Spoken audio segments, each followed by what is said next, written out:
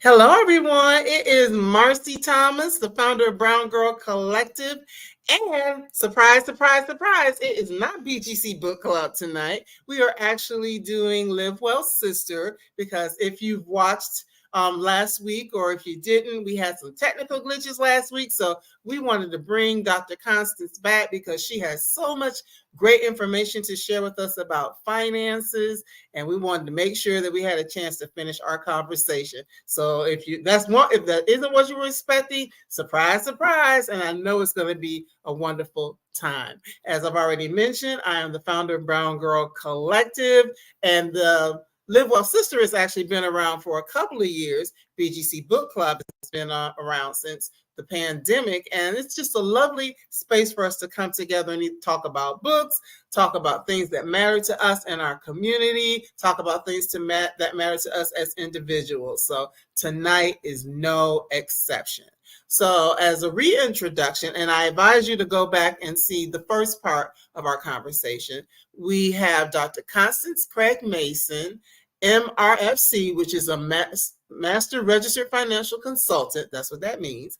And she is the CEO of Concierge Financial Advisory and Investment Advisor Representative at Forthright Capital Partners. As a dedicated financial advisor, award-winning insurance broker, passionate international speaker, and an 8-time best-selling author of books like Money Talks, Girl Get Up and Win, and Courageous Enough to Launch, to name a few, she is an outstanding person, speaker, as well as financial advisor. Dr. Constance believes in teaching her clients to correctly manage their money so they can live the life they want without worrying about money. And so without any further delay, I'm going to go ahead and bring her back on into the room, because she's going to tell us all about her as we continue this conversation. So welcome back, Dr. Constance. Hey, hey, hey. Hey, hey. I'm nice to be back. Yes. I'm so happy that I actually had tonight available so that you could come back so quickly. So thank you. So we had a chance to get started in our conversation on Wednesday, and just for us to kind of dive back in, we'll talk a little bit more about insurance, because we did mention it the other day, but we also want to pick up where we left off. And basically where we left off, we were talking about finances and people who might have debt, who are thinking about either investing or saving money, and they may find it a challenge because of the debt. And of course, many of us are back in a space of having to pay student loans after 3 years. So that's one of those things that's going to factor in. So what are some of your thoughts when it comes to debt versus saving and investing in your future? Yeah, so that's a great question. And a lot of my clients have this question as well. And they feel challenged by making the wrong decision. And I always say there's no wrong decision, right? You have to really look at your own circumstances. And you'll be surprised how many people just refuse to take a look at it. And when I say take a look at it, I mean, know what your cash flow is. So every month you have incomings and outgoings, which do include your debt as well as your expenses. So your expenses are not related to creditors, but your debt is. And so when we think about what we have left over, once we subtract out our expenses, that is what we can use for debt, for saving, investing, right? So that's the cash flow piece. And I don't often tell people either or, I tell them and. So of course we have to pay our creditors, right? It's a way for us to be able to show our financial integrity. So we all know what integrity is: doing the right thing, even when no one is watching, and doing what you said you're going to do. So if a creditor has given you their money, right? I always say OPM is other people's money. And so if a banker or a creditor has given you a loan or a line of credit or anything like that, they based it upon the income that you stated that you had, and the savings or whatever, the assets you said you had. And so they are expecting you to pay that monthly payment as agreed, whether it's the installment, that's usually a fixed amount, usually doesn't fluctuate. But your revolving credit cards or lines of credit, that could fluctuate each month. And so when I say look at it, I mean, look at your incomings and outgoings and know what the cash flow is like, because now you can keep your word as it relates to those minimal monthly payments. Now, a lot of people are like, I want to be debt free, right? So they're like, I don't want to be body. I just want to be done with it.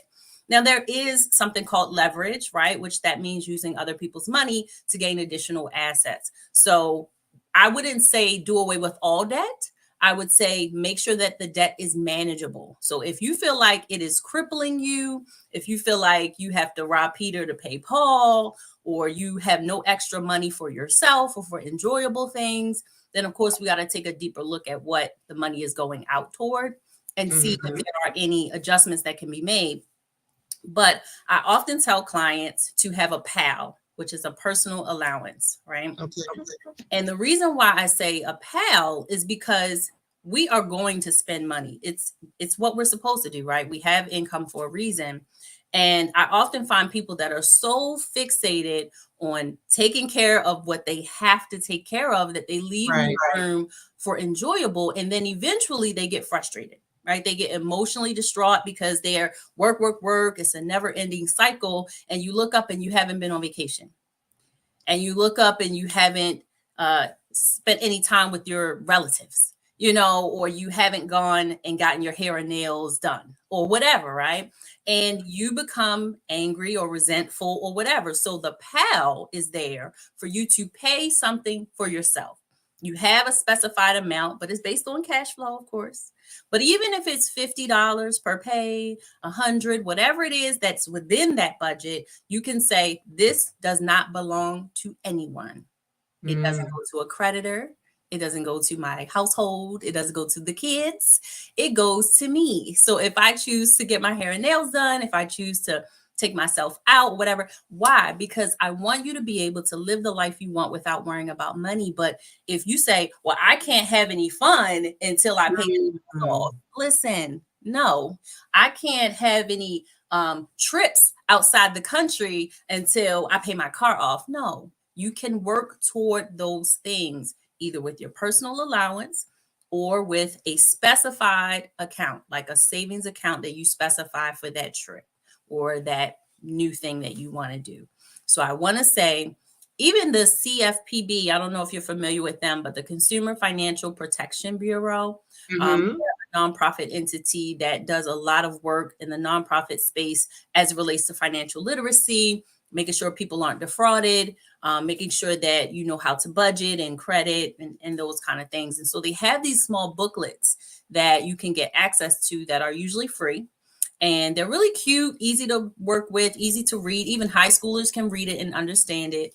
But it's really a tangible way for you to have something where you can write it down as to what you're working on. I actually think I have some of those books. So here's one that's called Building Your Savings. Okay. It's a small little guide.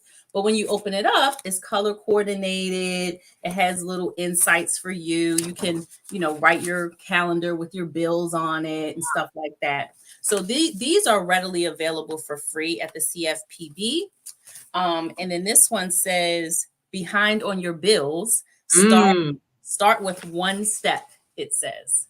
Start with one step.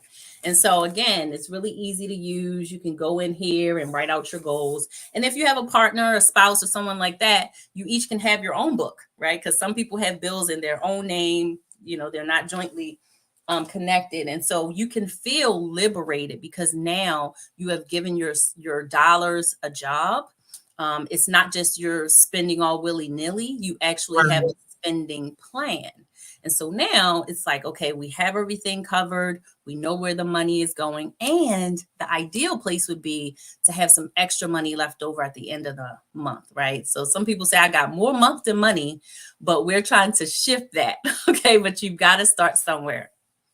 Yes, that's really great information and sage wisdom, because when you said something about putting money aside for yourself, I remember my granddaddy used to always say, pay yourself first. Yes. Pay yourself first. Now, I know people might say pay the church first, but my granddaddy would always say, pay yourself first.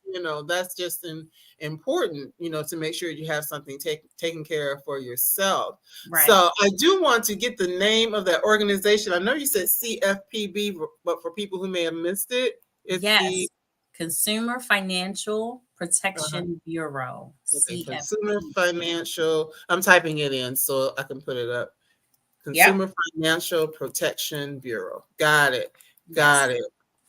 Yeah, and I think that is just so important. You mentioned it kind of, I know we were going to get into it previously, but about your money having a purpose. And I guess that kind of plays into this whole thing of, what you make priority and when.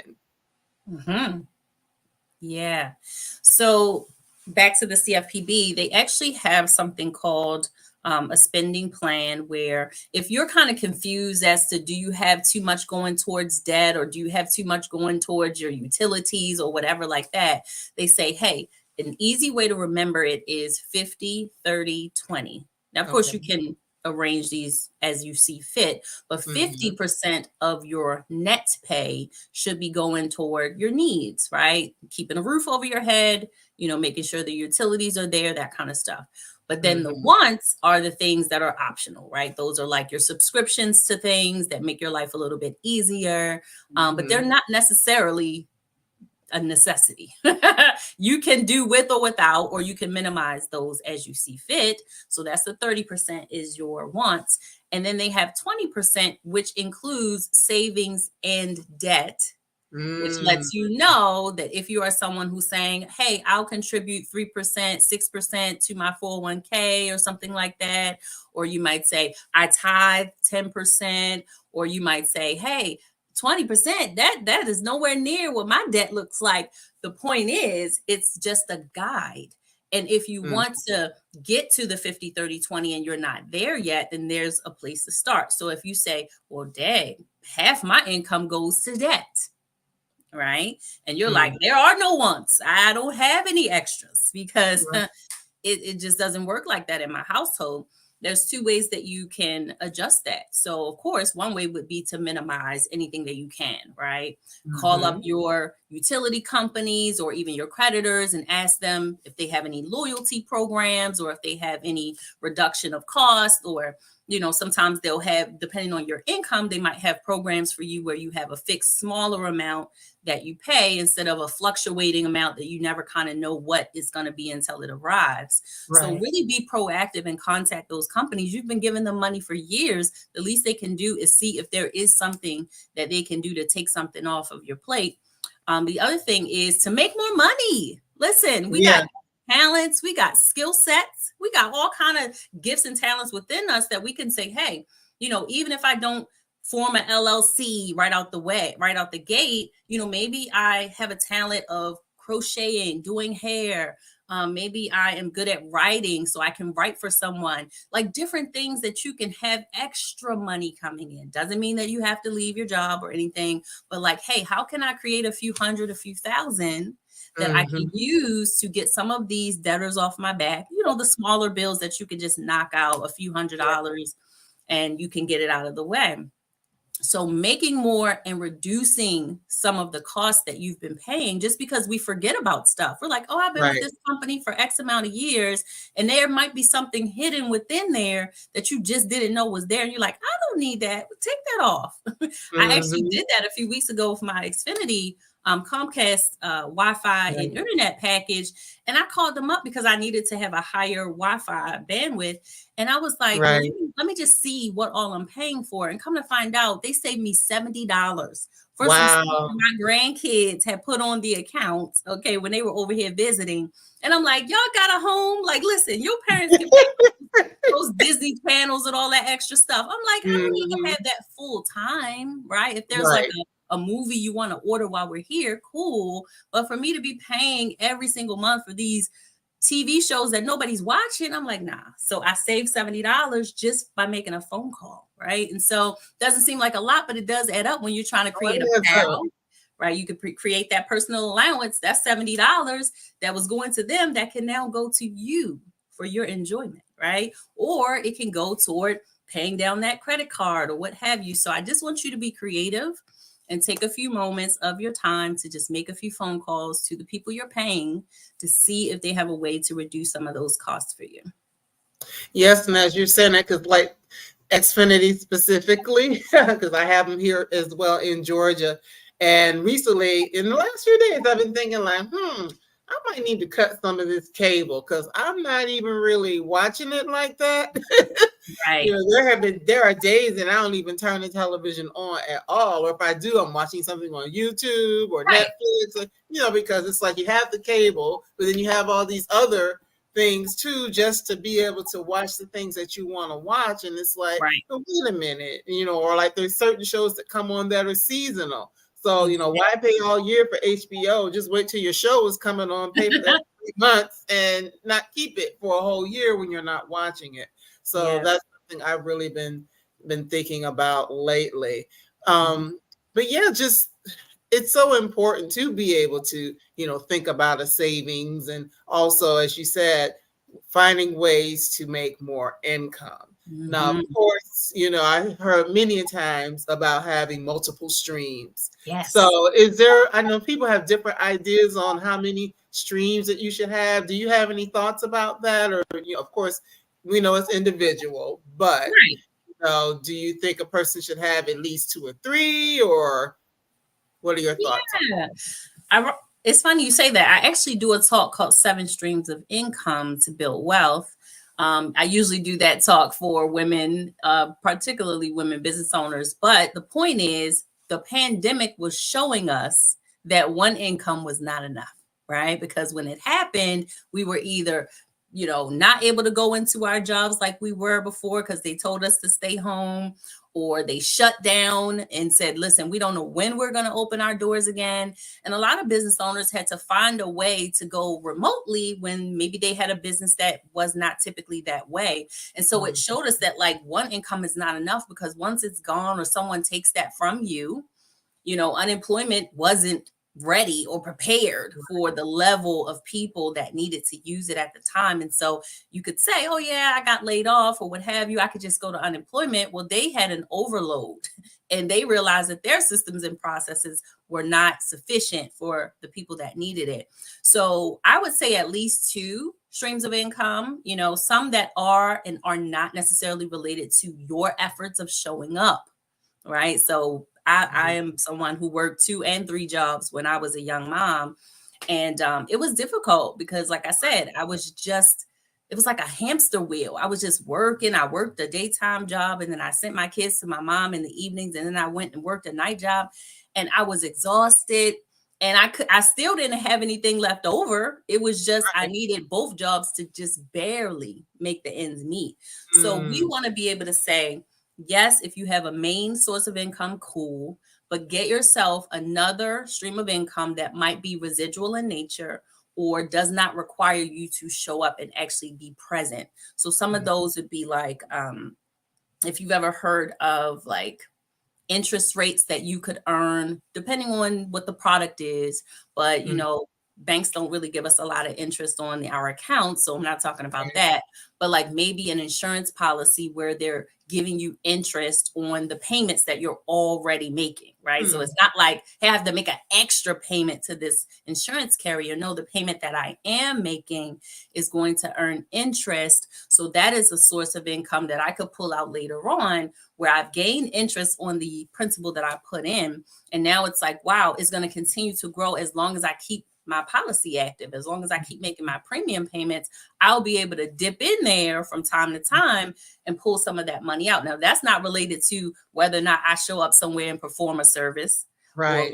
related to a product that I have to create. No, it's happening behind the scenes because you're being responsible and making your payment every month. So there's some interest opportunities that are out there that you may or may not be privy to, but I may have touched on it. Having a financial coach or an insurance agent or an advisor or somebody who knows other ways that you can be able to get money working for you instead of you chasing a dollar every single day.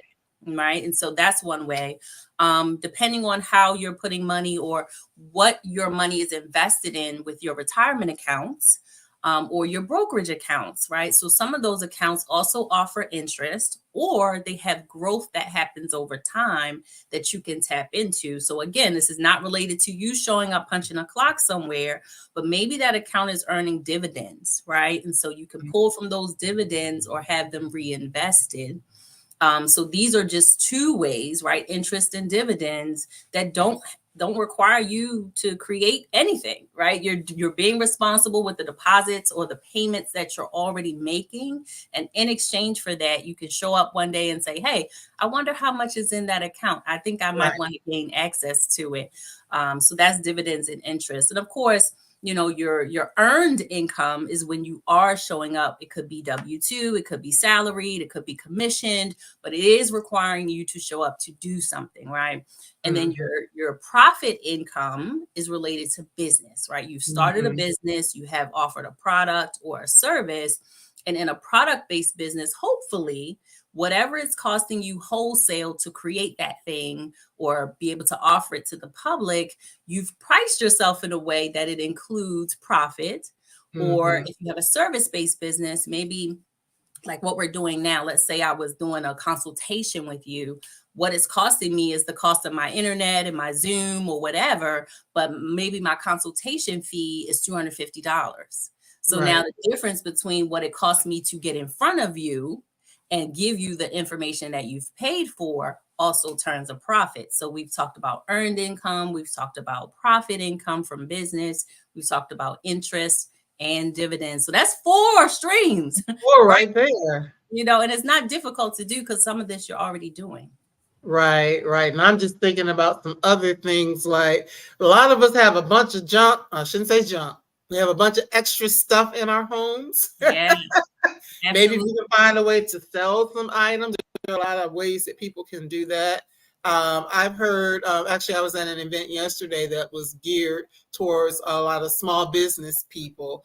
And it was talking about, like, say, for instance, well, of course, I know you've done it because you are an author and you write. But, someone creating like an online course or creating an ebook and, things like that, yes, you have to do the work that one time.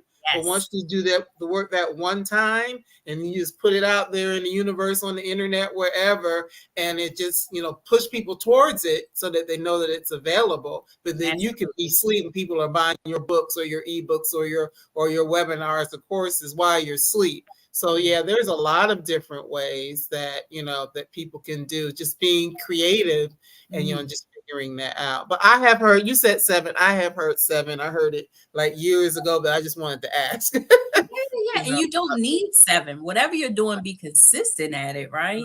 But definitely more than 1, because we don't want to get caught like that. Right. It definitely makes a difference. Now we kind of been touching on it just a little bit. I want to dive deeper in because we know Black women are starting businesses at a higher rate than any other demographic. So in the work that you do with the women that you work with, that's something that you help them with as well, just kind of figuring out things to do financially in terms of setting up their businesses. Yeah, so it just depends. A lot of times when I ask them, what do they want? The more is an acronym for more memories, opportunities, more relationships or experiences. And so oftentimes they'll say, I want to open a business because I've always had this passion. It's something that I've done kind of like I can do it in my sleep, but I don't know like how to go about it, how to structure the business. Should I just start selling online, just using my name, or should I create an LLC or should I be a corporation, all that kind of stuff. I actually used to have a business consulting company from like 2010 to 2015.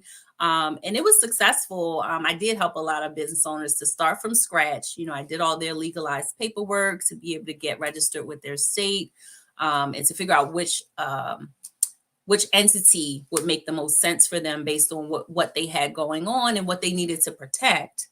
Because that's super important, is protecting your assets, so that, once you become successful, and God forbid, we're in a litigious society where people would like to point fingers and try to get capital off of someone's business, making sure that if limited liability or LLC was the way to go, that I could tell them how to get that done, or refer them to an attorney that could set it up for them. So a lot of what I do, if it's not directly related to investing, insurance, or financial planning like that, I definitely network with other financial experts, whereby I call it a financial dream team, where, I can refer you to a banker that I've vetted already, or an estate planner, a business attorney, or let's see, who else? Real estate agents, like all these type of people that, I've vetted, because I don't claim to be the jack of all trades, but what I do is I develop relationships so that you don't have to Google a real estate agent in my zip code, or, you know what I mean? Because that's still really kind of bland. You wouldn't know if they would be able to help you or not specifically. But just being open to having conversations with professionals, whether you're ready to make the shift right now or not, still having that. A lot of times people will do a free or complimentary conversation with you, just to get a feel for each other and what services they offer. You'll find that maybe it's something that you learn in the course of that consultation call that will even spark something that makes a change in your life. Because usually professionals will have like what they call DIY, right? So do it yourself stuff. It might be a download of a white paper that you could benefit from. It might be their book at $20, $25, or, some low hanging something that you can do on your own to kind of prepare you before you get to them where they're going to do it for you. Right. So DIY is nothing wrong with it. If you find that you cannot afford the services that these professionals offer, they usually have something of value that you can glean from and make shifts in your life. I love it. I love it. And so for those who might still be working and are trying to transition into entrepreneurship, are there any like tips of the trade that are just kind of generic that people need to know as they're planning to make that transition, financially speaking? I have a story for you. Listen. So when I got started in this field, I was actually working in healthcare at the time, and I had been in it for about 6 or so years. I had worked my way up to manager. So I was managing an ear, nose, and throat practice. And a good girlfriend of mine who had been on me for a long time about getting into the financial services field, she was like, you do it anyway. I've watched you improve your own credit, your savings, you're passionate about this stuff. She's like, you can earn income by helping people with their finances. And I was like, for many years, I was like, I got small children. I barely have daycare for the hours that I work. I can't add nothing to my plate. And so at this point, I was married, my kids were older, and I was like, let me take a look at it. So I went to this meeting, and they were talking about how I could get licensed with life and health and investment license and all this stuff. And I was like, okay, let me jump in now. I have help. The kids are okay. They're in middle school. And so I get licensed in like 2 weeks. I was not playing. So I had my full-time job, and I had my license to do finance in the evening and weekends. So I was still busy, but I was like, this is that extra money that I was talking about, right? So I got my regular bill money, that kind of thing. But this was generating a few hundred, a few thousand just from a few hours of time going and talk to people that look like me. I'm telling them things that I had learned and improved my own self. But then the licensing and all that extra knowledge, it was just taking it to a whole nother level. So long story short, I was doing it for about 6 months. I was able to replace my full-time income. And I told my husband, I said, if I can continue to have this amount coming in, like I'm just doing this a few hours an evening and on a Saturday, like, do you think I could leave my job? Like I've already replaced my income. Let me, see what I can do. And so he was like, okay, that's fine. Cause he had been in his career for many years. He was probably like 10, 15 years from retirement. So he was like, yeah, go see what's out there. So I get out there, I start doing really well, right? Full-time entrepreneurship, not part-time, full-time. And then the market crashes. This is at 2008, 2009-ish, when the real estate market crashed. And so all those appointments that I was having with my clients and, helping them with their credit, we were even looking over their mortgage documents and helping them get refinances and stuff like that.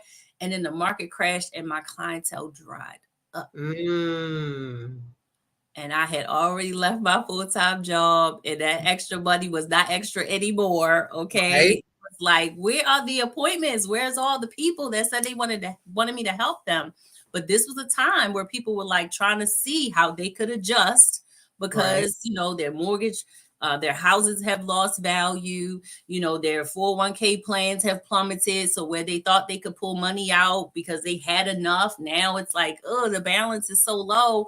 I don't even really think I can dip into it. And so I said all that to say, ideally, you would want to replace your income before you just jump out and be a full-time entrepreneur, but just also still knowing that life can happen even when you plan the best that you could possibly plan, right? We had savings account. I had, replaced my income. I didn't just take a jump and say, hey, God, I guess you got me, right?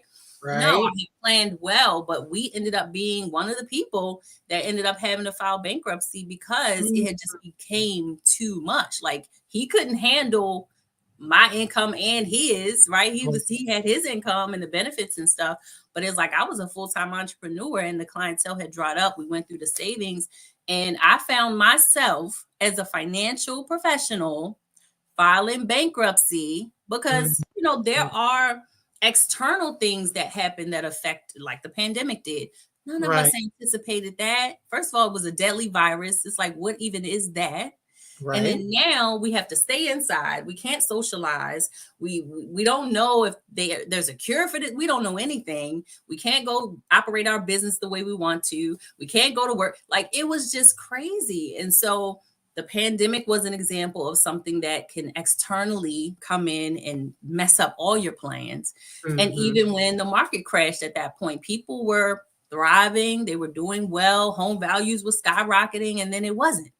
And so we've got to do our due diligence, right? Give ourselves a shot at being able to be stable, right? When stuff like that happens, do your due diligence. But if it gets to be too much, do not be ashamed or afraid to reach out for help, coaches, attorneys, whomever, because they may have solutions and grants and programs that you're unaware of because you've never been in this situation before.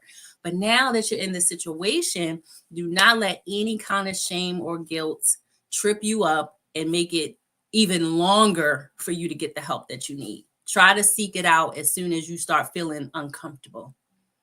Yeah, and that's just so important, getting the help that you need, because a lot of times people don't want to do that. But I take from all that you said, because I have some thoughts in my brain, which I'm not going to say on here.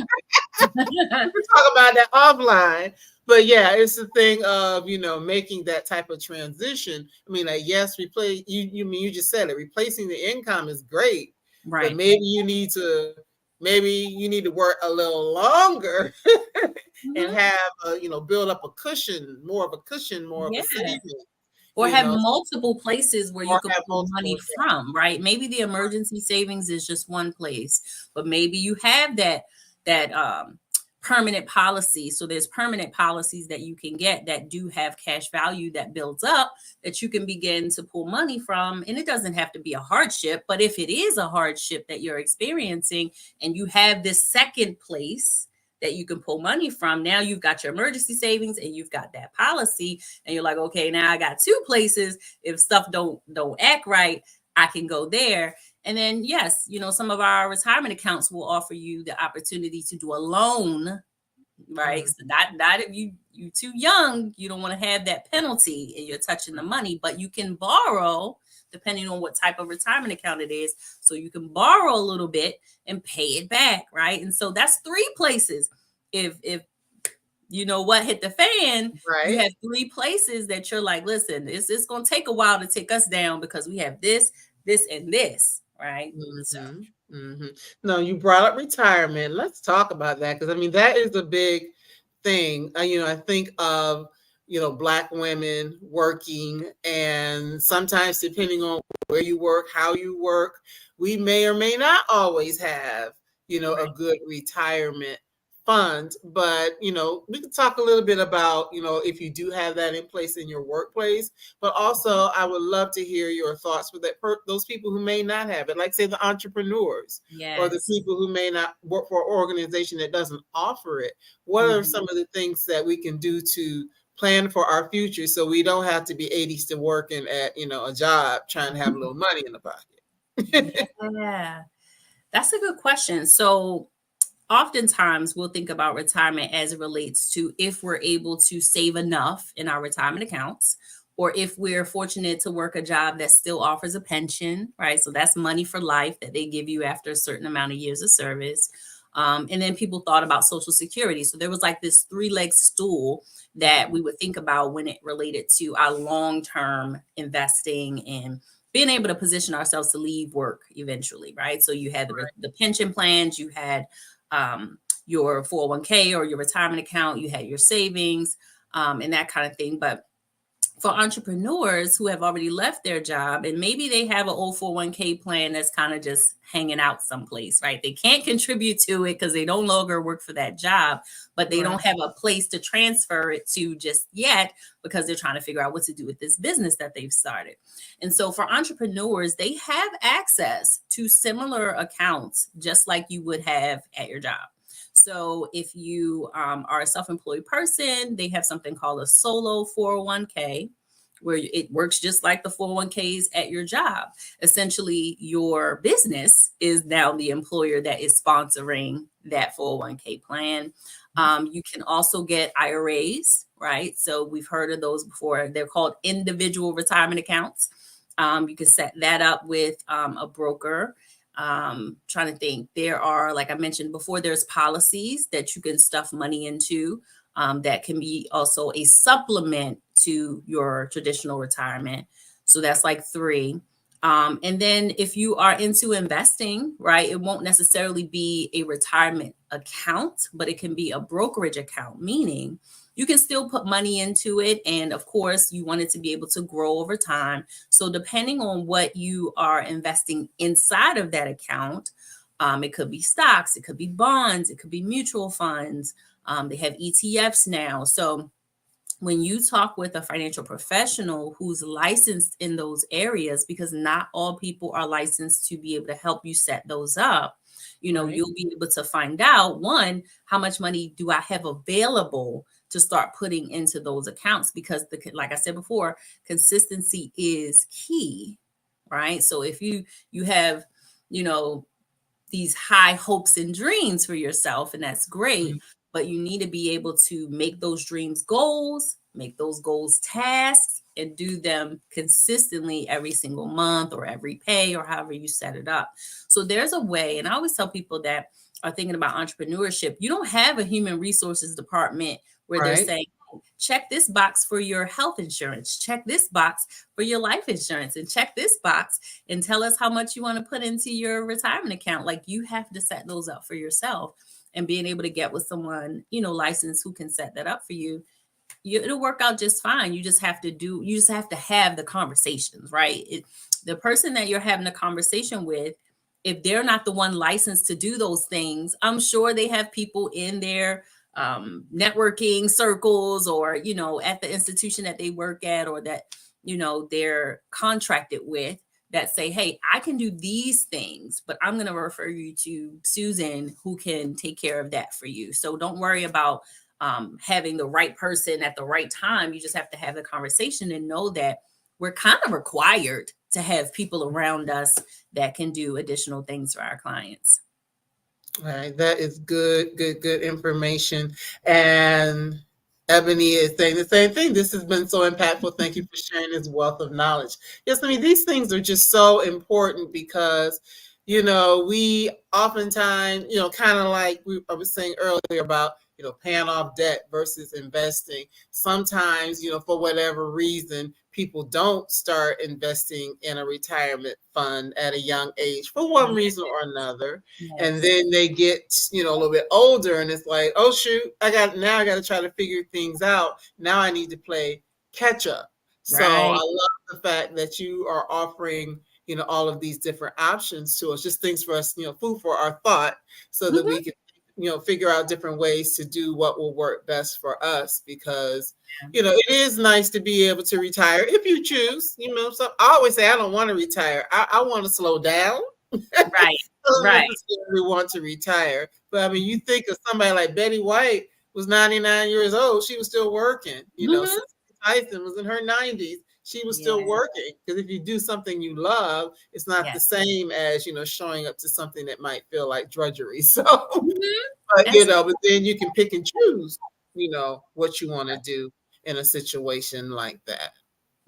I agree. I mean, it goes back to my concept of more, right? Having more for your life, it looks different for every single person. So someone, might be looking forward to the traditional sense of retiring. You wait till age 70 per Social Security's guidelines, and then you sit down and you see how much money you've got and you kind of live like that. But then there are people that are like you. I want to slow down, but I want to be able to have opportunities. I want to create experiences for myself and my family. Like, it doesn't mean that your life stops because you start working, for another company, or you have a business and maybe you sell the business, or maybe you Right.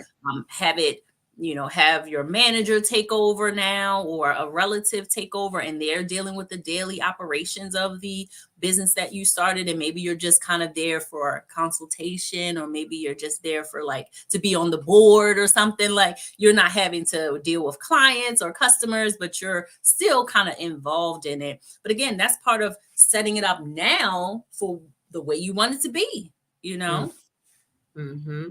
Now, I mentioned it briefly earlier, and this is something that sometimes does get in the way for people who are younger and sometimes older, because they last for a long time. And that's those student loans that, as of yesterday, it's time for people to start paying back after a 3-year hiatus. What types of tips would you give to someone who has student loan debt?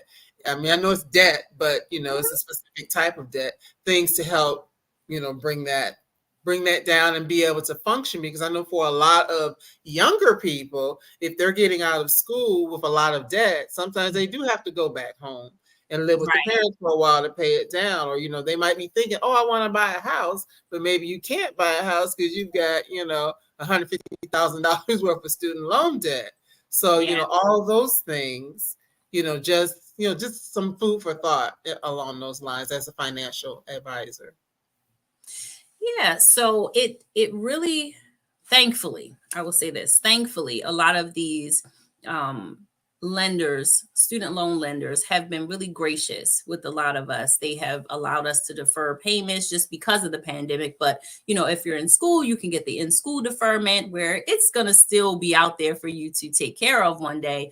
But while you're learning, they don't want you to have the burden of trying to figure out how to pay it, how to go to school, how to get a job, how to do all these things. So deferments are your friend, because even though every quarter you might be adding more debt to it because you're now, asking for more money, while you're deferred, it's showing up as paid as agreed on your credit reports. Even though you have never paid a dime, if you look at it, it's showing every single month paid as agreed because it's in deferment.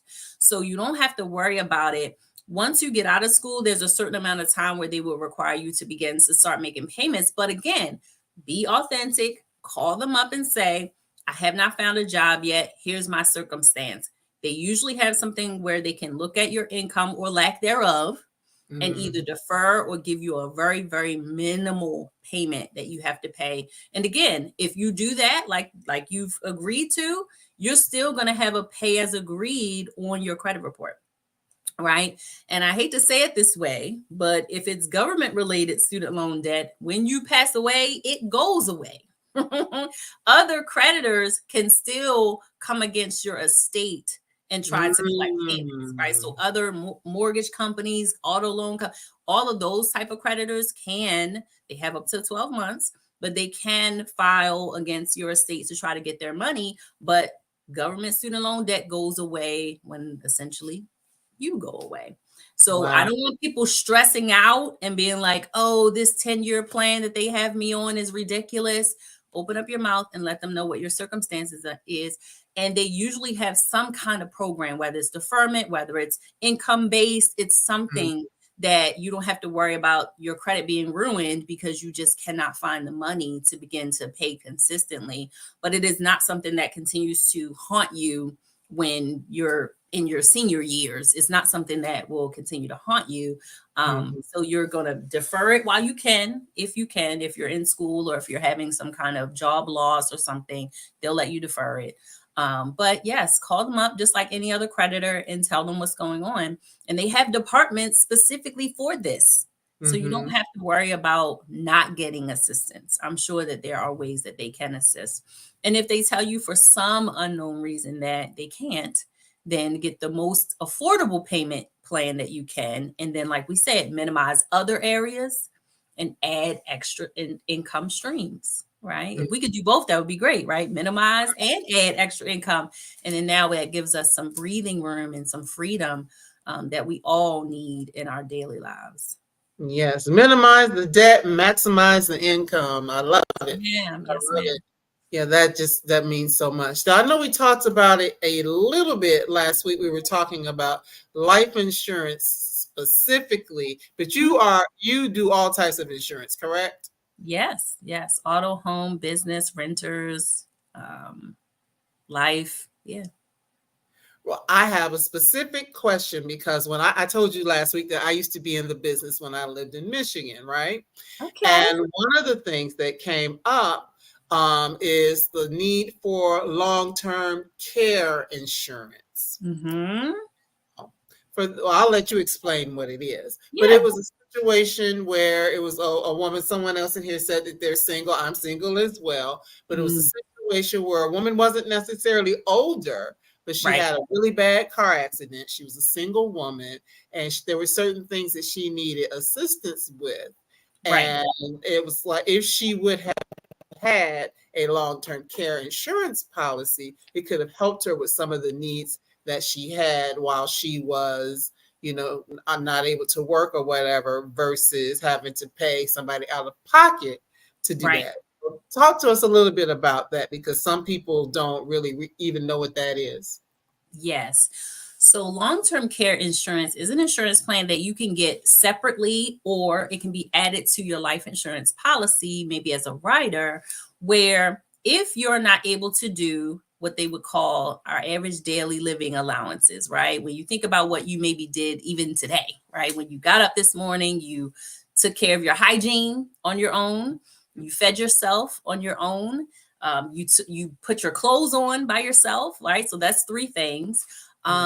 You were able to, maybe do laundry or things around the house on your own.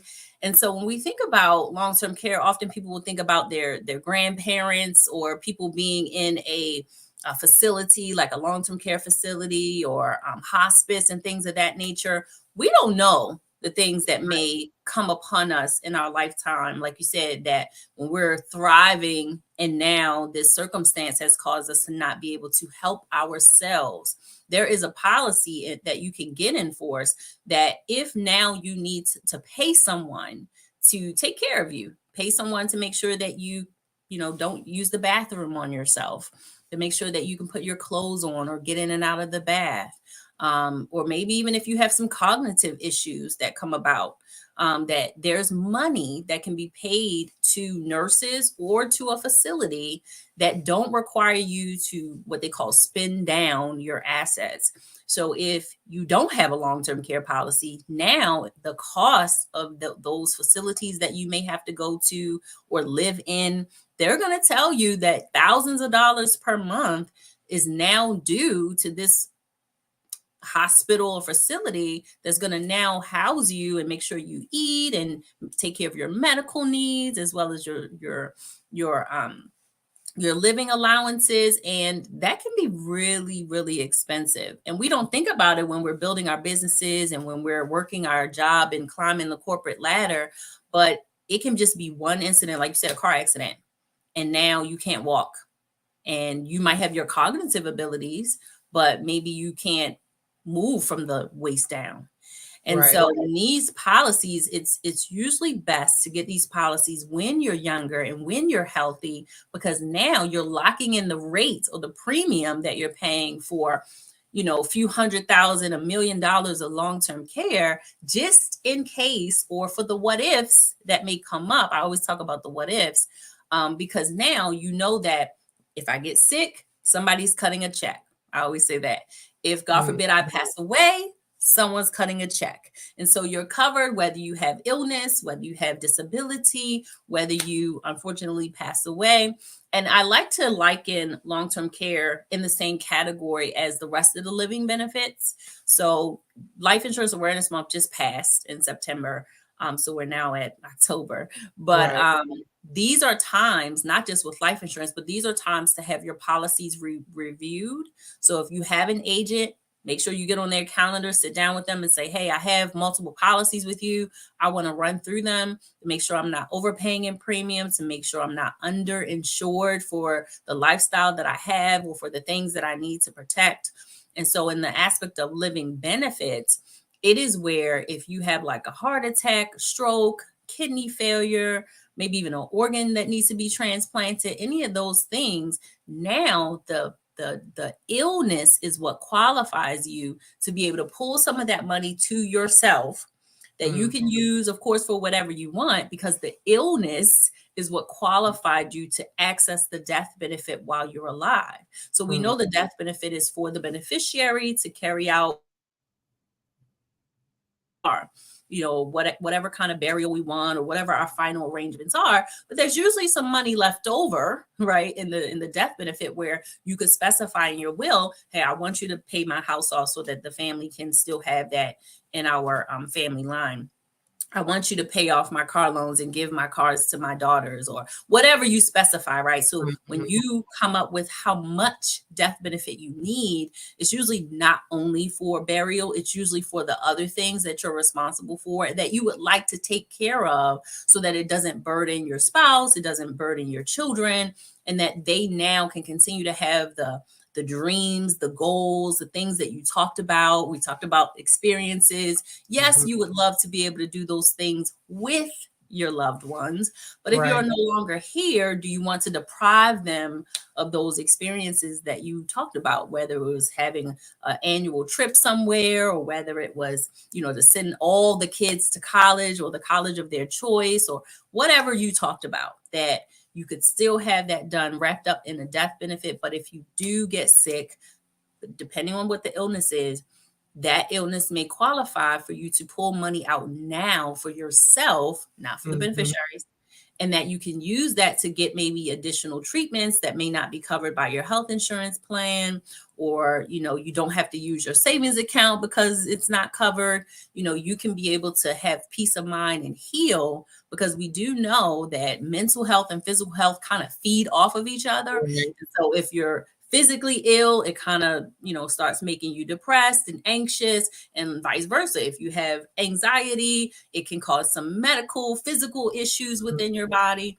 And so we want to make sure that someone is cutting a check when life happens in your life, and you can make sure that you're still able to handle the things that you have to handle, or your family can handle the things that you have to handle. Thank you. Thank you so much for that.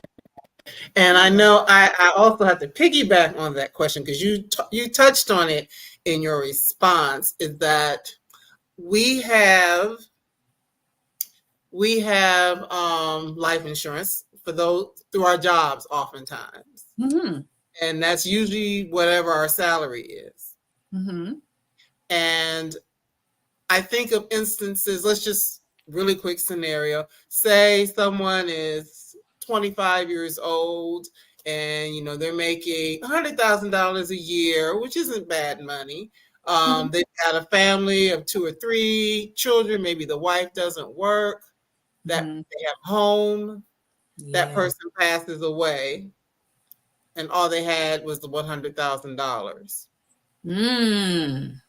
Yeah, that does happen. And I find that oftentimes it's some families who we have sat down and talked with, and they have said, oh, I've got coverage at work, I'm good.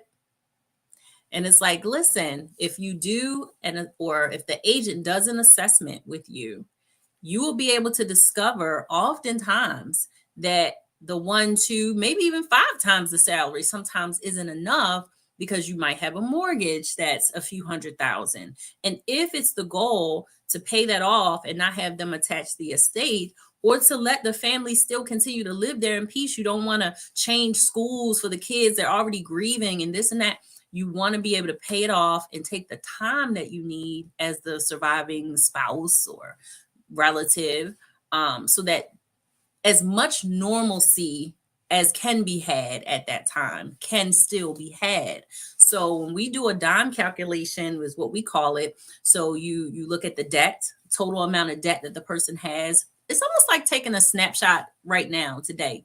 I just took a picture. And so if, God forbid, you would pass away today, it'd be like, okay, I have a car loan, I have a couple student loans. How much debt is in my name? I have a few credit cards. I have a mortgage balance, right? Looking at that. And then income replacement is another part where once you start adding it up, it begins to be a larger amount of death benefit that you need. So the income replacement is essentially when you have people that are relying upon your income. It's not necessarily always the spouse, but sometimes it can be like a parent that you're continuing to look out for. You pay for their medical expenses each month, or you might have to pay for something out of pocket for your parent, and you don't mind doing it. That's your parent. But if you were no longer here, who's going to do that, right? Who's going to give out this extra $50, $100, $200 to your mom because you're gone? And so income replacement is like, hey, this is how much of my income that went toward household expenses that my spouse may still need that until he or she can get back to work after grieving. Or that, like I said, in the aspect of parents, my parents will still need a few years of this extra money going towards what they have going on for their medical or whatever they've got.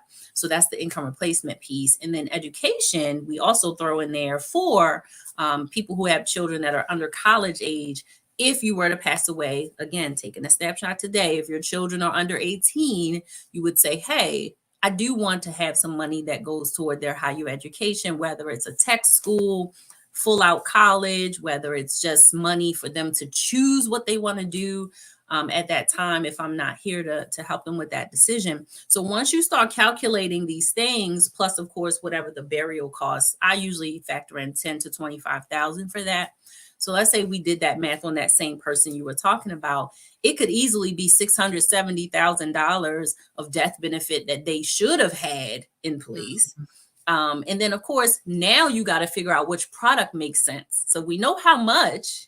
Now we got to figure out which one makes sense. So if this person is not someone who consistently saves, or kind of is a little, yeah, I save and then I don't, and then it's kind of all willy-nilly, maybe a permanent policy makes sense, because now you're killing all of these birds with one stone. You have the death benefit, you have the living benefits, and yes, there's a portion of the premium that's being paid that goes into a savings account inside the policy that is earning interest every month. So it's like if someone could not separate the two and say, okay, here's my policy, maybe it's term only, but I can save and invest on my own. I have those monies going directly into those accounts. You don't need to combine the two, right? But if you have someone who's like, I kind of need a little help, I want it all in one place, and yeah, I can get a higher interest rate because it is a policy where I might not get that if I just put it at the bank. So you've really got to know your client. You've really got to be able to ask these detailed questions, because what's going right for this particular client in his 20s is different than this client in his 50s, is different from this client in his 70s. And so I love the fact that, something like insurance can be customized in a way where, yes, we look at the needs, but we also look at the budget, and we also look at the spending plan of how this person normally navigates their monthly expenses.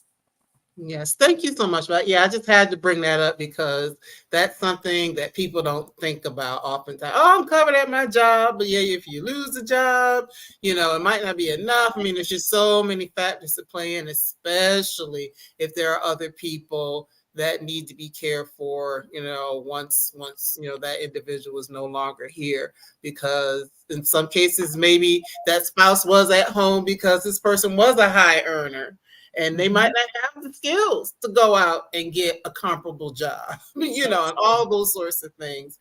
So I know those are conversations that a lot of times people don't want to have, but that's the kind of stuff that's important. Just like, I've had my conversations with my mom about end of life stuff, and I need to get somebody in this place to do that. Those are good conversations to have all the time. It can be very emotional because it's things you don't want to think about, but those are so important to think about, plan for, come up with a plan, because you just never know when things are going to change. You never know when something's going to change just like that. My mom has a friend of a friend of my mom's. She was talking to him on the phone one night. The next morning, he was gone. So it's like you just you it's never true. know. You it's never know. True. So yeah, I like that it brings peace of mind. Right. Yes. We don't often like to think of ourselves not being here anymore. But if we are experiencing the more that I was talking about, it is part of that. Right. We know that we have a life to live, experiences to have with our loved ones, friends, colleagues. We're hopefully, I forget who says it about the dash, right? What you do with the dash, right? You have your birth date, you have your death date, and you have that dash in the middle. And it's like, what am I doing with that, right? Am I enjoying what I'm doing for a living, or the impact that I'm making, not just for clients, but in my own family? Am I doing things that my ancestors could be proud of? Am I doing things that my kids can look at me and model after? Like, that's living life. And then, yes, that there is a time that's coming that someone will say, I'm showing up to that homegoing service because this person was there for me. This person went out of their way to help me understand how to build a business. This person, you know what I mean? That's part of the dash. And so if you're able to numerically, put something in place that represents who you were while you were here, it also represents the love that you still have, even when you're gone, for these people that you experience life with. I would love the day when I'm going on to glory, and if my spouse doesn't precede me and he's able to show the kids and grandkids, here's what your mom did. Here's what your grandma did. Yeah, she spoke and she did masterminds and she did all that stuff.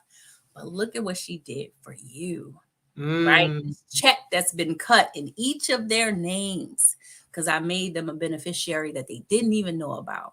And yes, you're grieving, but then after that's done, somebody sits you down and says, hey, here's what's for you. And they look in there and they're like, what? You know what I mean? Like, this is more money than I've ever even earned, ever even thought about. But because somebody thought enough of you while they were here to put something like that in place, when you wipe them tears, you're going to laugh out loud. You're going to be like, I didn't even know something you could do. I didn't even know you could do something like this for me. Right? Yes. So that is an inheritance. What you say, for your children and your children's children's children? Yes. Absolutely. Yes. And that is a glorious note to start wrapping things up on, because I knew that we needed to get back together, because girl, we done filled up the whole hour and could probably talk another one. Absolutely. I know that you have a lot of wonderful things going on, coming up, and all of that. And if people have been following at the bottom, the scroll is there so that you can keep up with Dr. Constance. But is there anything in particular that you just want to share with people as we prepare to wrap up, or anything that they need to be on the lookout for coming from you soon? Sure. So be sure to follow me on social media. I am definitely on all your favorite platforms: Facebook, TikTok, LinkedIn, Instagram, at C. Craig-Mason. Be sure to follow me because I do have some goodies dropping this month. that we'll be announcing. And I always try to, share behind the scenes or where I'm at, what I'm doing, people I'm engaging with that could be helpful or beneficial to you. And also be able to drop nuggets such as what we were talking about tonight. I try to post those on my LinkedIn particularly. But yeah, you'll be able to continue to engage and ask questions. If you want to inbox me something that, we didn't touch on tonight, or maybe we touched a little bit on it and you want some more clarity, by all means, inbox me and maybe we can hop on a call.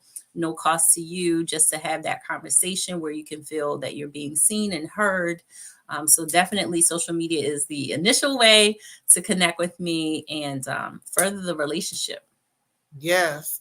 And Ebony's been burning up the chat. Yes, Thank she you, has. Ebony, I don't know if I've seen you in one of these spaces before, but come back all the time because you are just adding so much value to this space. And that's what we love, for people to be engaged and to make sure that everyone is getting something from these conversations. Because I always say it might not be thousands of people yet. Right. I love yet. Right here are getting, something out of it. And that's the whole point. And, please to share out, whether you're watching on Facebook or, on YouTube channel, Brown Girl Collective, please continue to share this information out because it is so, so very, very important. So this is awesome. Well, I just need you. I'm so happy that we had a blessed time this time. You know what I'm talking about. Yes. Everything was what it was supposed to be. It was working in our favor. It was working in our favor today. So I just want you, if you don't hang up, but I'm going to let you go just so you can grab water, whatever you need to do. And I'm going to announce actually the next few shows, just because normally on Monday I'm doing something different. So I want to make sure that I announce all of the people that are coming up in the next couple of weeks. So just hold on for me for a quick second, Dr. Constance. Sure. All right. So everyone, wasn't that a wonderful conversation? I am so glad that I was able to have her back for part 2 of what we started, last week. And it was a lot of information, and I'm just glad that I was able to have that conversation and for you all to be able to get good information. So by means of what's coming up next, if you haven't watched before, normally on Mondays, we're actually doing, like non-fiction books and things of that nature. So I will be back with that next week. But just to let you know what is coming up, move this out the way, what's coming up on Wednesday, which is our normal day to have Live Well Sister. We are going to have Adia Harvey Wingfield, Dr. Adia Harvey Wingfield, to be here to talk to us about gray areas, which is how the way we work perpetuates racism and what we can do to fix it. So that's going to be a hot topic because, we're out here trying to make this money and make up, get these income streams and all these different things in the workplace, and just to understand where we fit in and how we can make sure that the workplaces are better suited for us and, our needs as we are there, and to speak up and out for ourselves. So we are going to be talking about that with Dr. Wingfield on Wednesday. And then next week, we'll be back to our normally scheduled book club conversation. And we have The Other Princess with Denny S. Bryce. That is on next week, the 9th, a week from today at 8 o'clock. So be here for Denny S. Bryce. This will be her second time coming to join me for this wonderful new book that she has. Actually, it comes out tomorrow. So this is my advanced copy. And then next week, Wednesday, we're actually going to go in a different direction. We're going to talk about food. How many people love to eat? Let me put up my hands and my feet. I love to eat, yes. So next week, we are going to have For the Culture by Clancy Miller. This book is about the phenomenal Black women and femmes in food. So we're going to talk all things food and recipes and just some of the wonderful Black women who are making, strides in the food industry. So Clancy Miller will be with us next week, Wednesday. And then the following Monday, which is the 16th, I know I'm on it, y'all. Following week on the 16th, I will have Deneen Milner here to talk about her new and epic novel, One Blood. So that's just taking us up through the 16th. That's not even the whole month. I know that that's a lot of good stuff right there. So everyone, please, if you can, join us on Mondays and Wednesday evenings as we have these conversations. And if you are looking for any of those books, there is a Brown Girl Collective bookstore that's available at www.browngirlcollectivebookstore.com. It is tied to the brain went bookshop. I was about to say something else, but it's tied to bookshop. So if you're looking for any of those books, I do have them linked in the Brown Girl Collective bookstore at Bookshop. And once again, if you're not watching on YouTube, please subscribe to the channel. So I'm trying to get those numbers up on the YouTube channel. So if you don't mind, if you're watching on Facebook, hop on over to YouTube and follow us there. Subscribe as well, because you will get notified when the different shows come up. So that's it. I know that was a lot of announcements, y'all. Thank you everyone for staying tuned in, for staying engaged, for this wonderful conversation that I had with Dr. Constance, as well as all of the church announcements. So I do look forward to seeing everyone again on Wednesday, and then if not Wednesday, next week. So you all take really good care, and I look forward to seeing you again real soon. Have a good one. Bye-bye.